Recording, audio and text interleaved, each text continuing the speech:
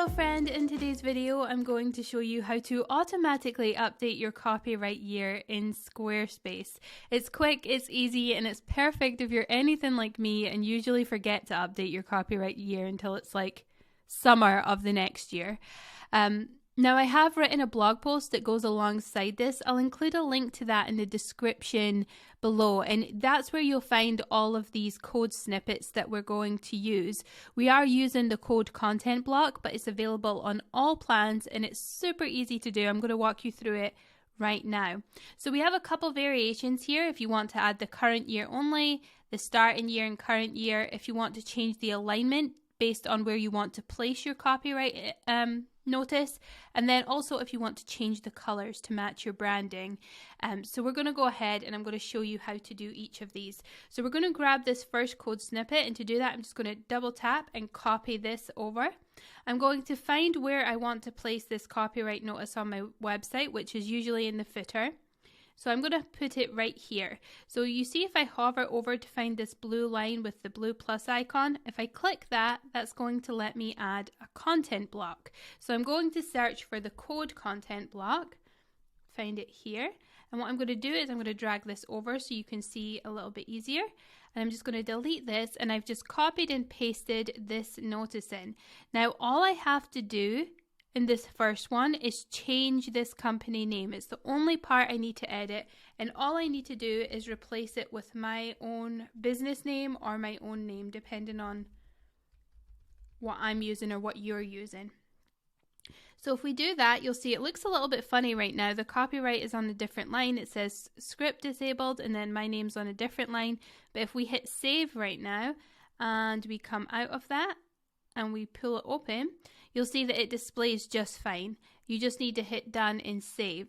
Now let's say you want to use a different variation. Maybe you want to add the starting year, or you want to fix the alignment. Right now this alignment is to the left, but I really need it to be to the right. So I'm going to come back into my code block. I'm going to select the pencil icon to edit that. I am going to delete this one for now. And we're going to come here, and if I want to add the starting year and the current year, all I would do is copy this code and I would paste that in. And the only part I would need to change in this one is here it says 2012. Now that is the year I started my business, so I wouldn't need to change that. But if you wanted to change it, you would change this to whatever your starting year is. So say it's 2020, you would just type in 2020. And again, you would change your company name. And that's all you need to do if you want to just simply add the starting year and then have it update to the current year. Now if you want to change the alignment like I wanted to do, you would copy this third one. So I'm going to copy that here to show you, and again I should have really dragged this over for the second one, but here we go.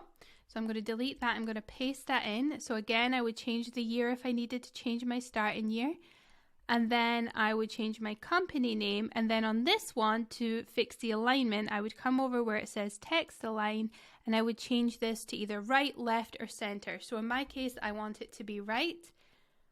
The 2012 is fine, and then I would change this again, I would change this to my name. And so if we do that, if I hit done and save and we pull it out again, and I scroll down, you'll see now it looks okay. It's to the right, which is where I want it. It is the starting date and the current date, and so that's perfect. Now the last thing I want to show you is if you want to change the color. So again, we're going to come back to our code blocks. I'm just going to copy and paste this. And before I show you this one, you see here where it says color, and then it's got like the hashtag and 6 Fs. That's the color for white. So to find any hex code, you can use HTML color codes, or you can use the eyedropper Chrome extension. And that looks like this little icon up here. This is a Chrome extension. And all you have to do is select pick color from a web page, and then you just scroll over to find the color you want. So let's say I want this brown color, and what that's going to do is it's going to give me the hex code there. So the part of this little code block that we need to change, the hex code, we would copy it from here. So let's do that now. If I just copy this, I go over here, come back to our footer, select the pencil icon, drag it over for you, and here we go. So this is the part we'd have to change, this hex code. So I'm going to come up here, I'm going to grab this.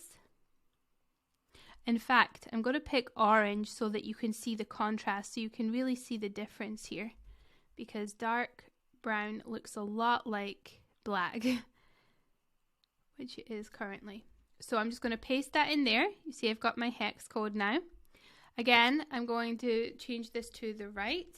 I am going to 2012 is fine, and then again I'm going to change the company name to my name. And you'd only have to do this once. You just pick which option is good for you. I'm just walking you through every one so you can get a good idea of how each of them work. So if I pull this out, and you'll see that now it displays, but now it's orange. So you can adjust this to match your brand colors. And it's as simple as that. In this blog post, I walk you through it as well, so don't worry about that. But you just pick whichever code works for you, however you want it to display.